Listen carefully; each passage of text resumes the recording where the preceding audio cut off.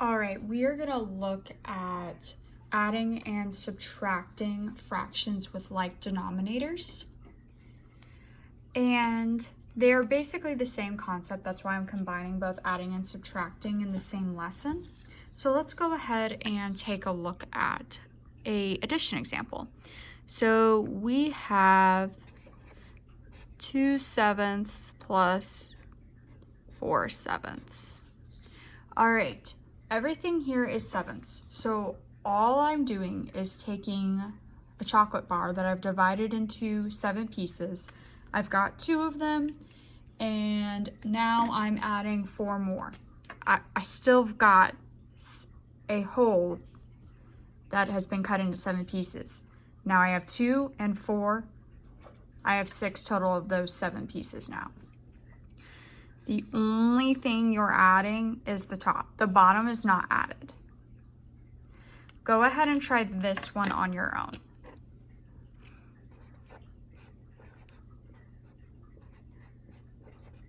Three ninths plus 4 ninths. All right, so keep in mind both of the fractions, the whole has been cut into the same amount of pieces. So all I'm doing is adding the top numbers. 3 ninths plus 4 ninths is 7 ninths total. All right, let's take a look at an example of some subtraction.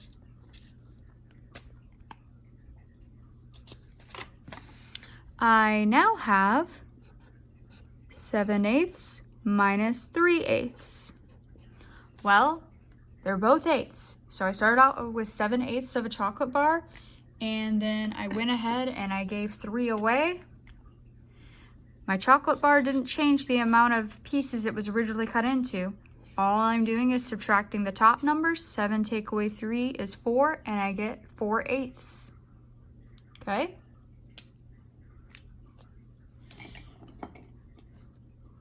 And if you want to think about it even further, you know now how to put things in simplest form.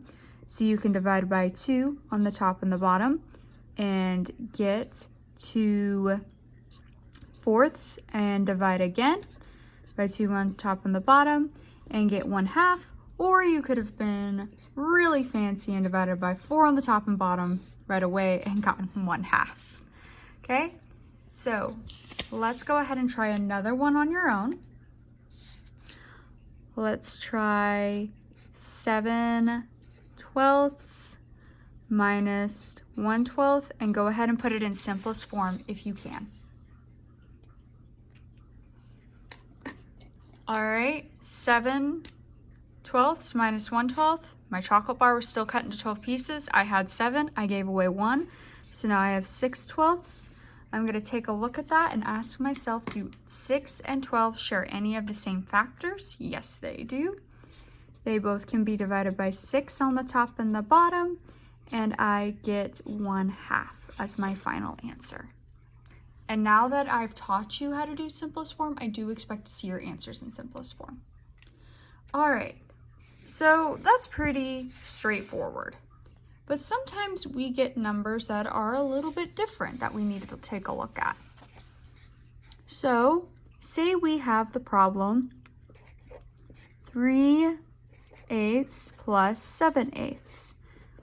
Okay, I realize that it's still going to be 8ths no matter what. So I'm only adding the top and I get 10/8. So we are to the point to where we are not leaving fractions in improper forms. We're not doing that anymore. So there's a couple of ways that you can go about this. You can take 10/8 and you can pull out wholes, 8/8, and then 2/8 and get 1 and 2/8, which is not in simplest form. So I divide by 2 on the top and the bottom and get 1 and 1/4. Okay, so you can do that. Or you can divide 10 divided by 8. 8 times 1 equals 8. That's the biggest chunk I can take out. I have 2 left over. 1 and 2/8, which is equal to 1 and 1/4. okay? So you can go about it in any way like that. But if you get an improper fraction, you need to change it into a mixed number and put it in simplest form. So I'm going to flip over and give you another one, and I'm going to have you practice that. I have 4/5 plus 3/5. Go ahead and solve that and make it a mixed number if it needs to be, and put it in simplest form if it needs to be. Try that on your own. All right, taking a look at this one, they're both fifths, so this will stay fifths. 4 plus 3 gives me 7. 7/5 is an improper fraction. I'm not going to leave it that way. I'm pulling out a whole, which gives me 1 2/5. Luckily for me, I don't have to make that into simplest form because it already is, because there isn't a factor besides 1 that 5 and 2 share. All right, same thing goes for subtraction. I have 7/3, take away 2/3. Now here, I recommend that you just subtract and change it to a mixed number after, okay? Because if you try to change this into a mixed number now, you're going to make so much more work for yourself. So what we're going to do is we're just going to subtract as they are right now. They stay as thirds because they're both thirds. 7 take away 2 is 5/3. I'm going to go ahead and pull out my wholes and get 1 2/3, which is already in simplest form. All right, go ahead and try this last one on your own. Let's see, let's go ahead and take 4/2, take away 1/2. Go ahead and try that on your own.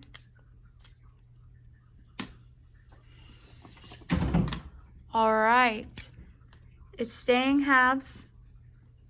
4 take away 1 is 2. Pull out your wholes, and you get 1 1/2. All right, that's all there is to it. Go ahead and complete your exit ticket.